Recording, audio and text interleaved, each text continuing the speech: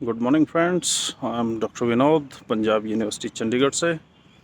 और आज मॉर्निंग बहुत ही खूबसूरत थी, तो मैंने सोचा कि यूनिवर्सिटी का दौरा किया जाए।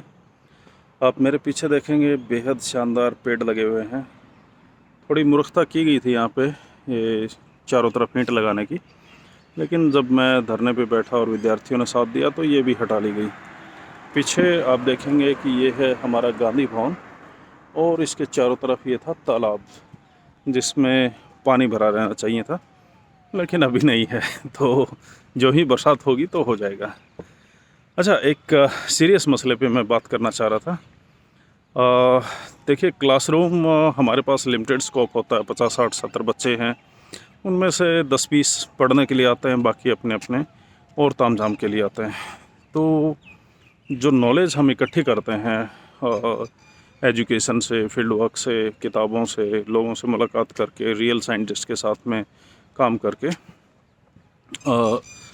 तो उस नॉलेज को अगर हमें असल में इस्तेमाल करना है तो कैसे करेंगे? उसके लिए आम जनता के पास वो नॉलेज पहुंचनी चाहिए।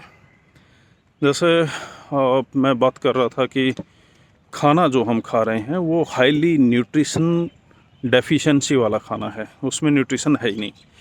जो केमिकल फार्मिंग से हम खेती कर रहे हैं उसमें जो जड़ें हैं पेड़ पौधों की, खासकर फल सब्जियों की, और जो छोटे हाइट के फल वाले पौधे हैं या अनाज वाले पौधे हैं, उनका 4 5 इंच से नीचे जड़ जाता ही नहीं है। तो अगर जड़ 4 5 के इंच नीचे नहीं जाएगा तो जो उसके अंदर मिनरल होने चाहिए वो नहीं आएंगे। तो उसके लिए हमने एक खेती का मॉडल तैयार किया है जिसको बोलते हैं पैराडॉक्सिकल एग्रीकल्चर। इसमें मात्र 4 स्टेप हैं। पहले हम ज़मीन को काट देते हैं, जैसे थाली में बर्फ़ी जमा के काटते हैं, ठीक वैसे ही।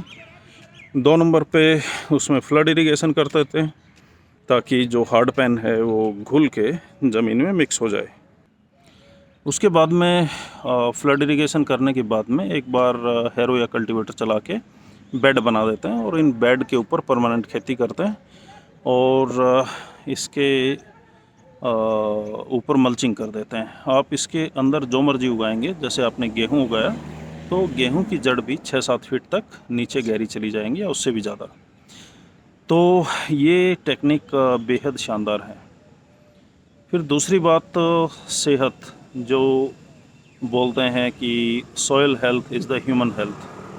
तो जो आपकी ज़मीन की सेहत है वही आपकी सेहत है, और ज़मीन की सेहत नहीं सुधारी तो हम नहीं सुधर पाएंगे या हमारी सेहत नहीं सुधर पाएगी। इसके लिए हम एक प्रोजेक्ट कर रहे हैं जिसमें हमारे साथ में सॉइल साइंटिस्ट हैं। हम क्या करते हैं, ज़मीन को जांच करते हैं कि उसमें किन मिनरल की कमी है, PQN के मॉडल उसमें रेडी करते हैं, और जिन मिनरल की कमी है वो सारे उसमें भर देते हैं। किसी ज़मीन में 30,000, किसी में 50,000, किसी में 60,000 रुपये में लगभग ये काम कंप्लीट हो जाता है। एवरेज मान के चलिए कि 50 60 हज़ार में 1 एकड़ कंप्लीट हो जाएगा। सारे मिनरल भरने के बाद में क्या करेंगे कि उस ज़मीन को PQN के मॉडल पे रेडी करेंगे, और उसके बाद में उसमें फ्रूट्स एंड वेजिटेबल उगाएंगे।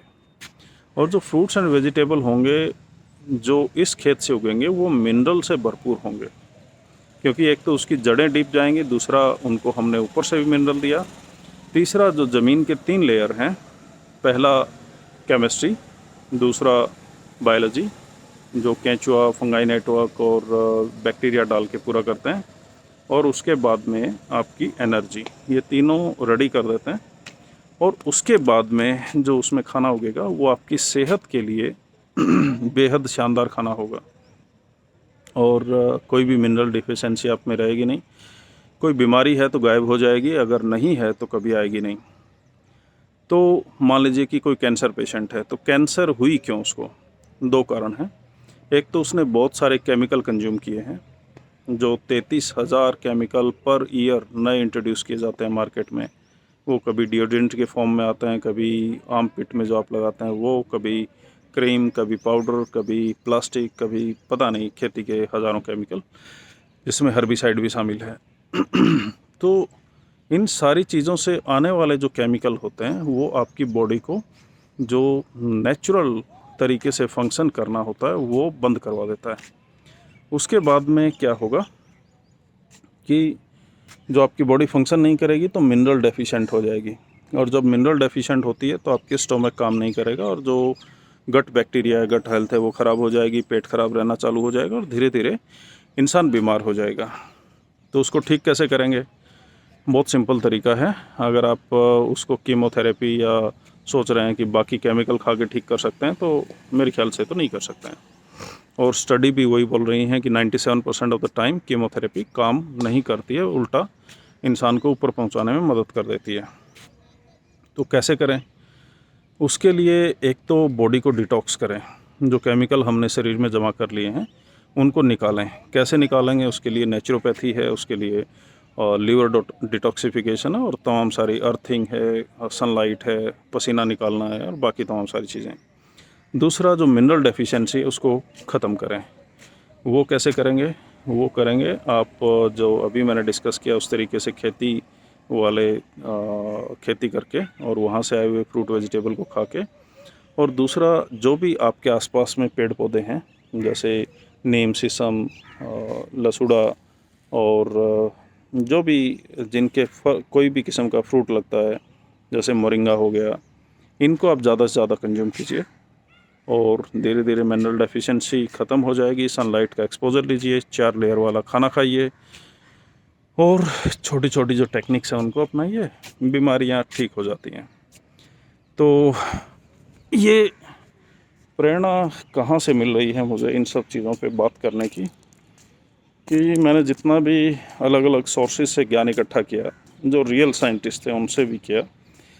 असली साइंटिस्ट क्या करते हैं? एक दरबारी साइंटिस्ट होते हैं, पैसे लेके काम करते हैं।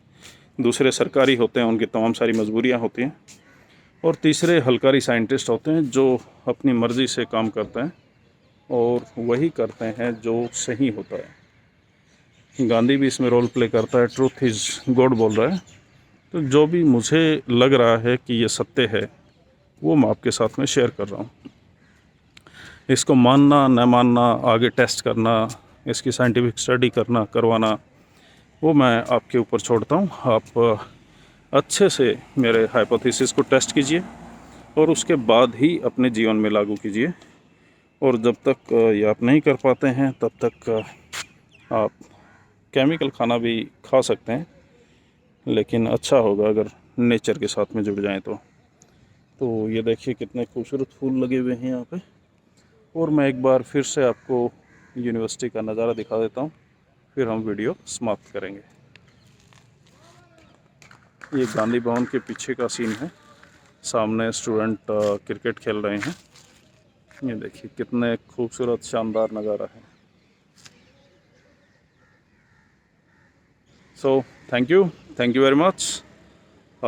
इस वीडियो को नीडी लोगों के साथ में ज़्यादा से ज़्यादा शेयर करें और अपनी लाइफ को एंजॉय करें। Good day, bye.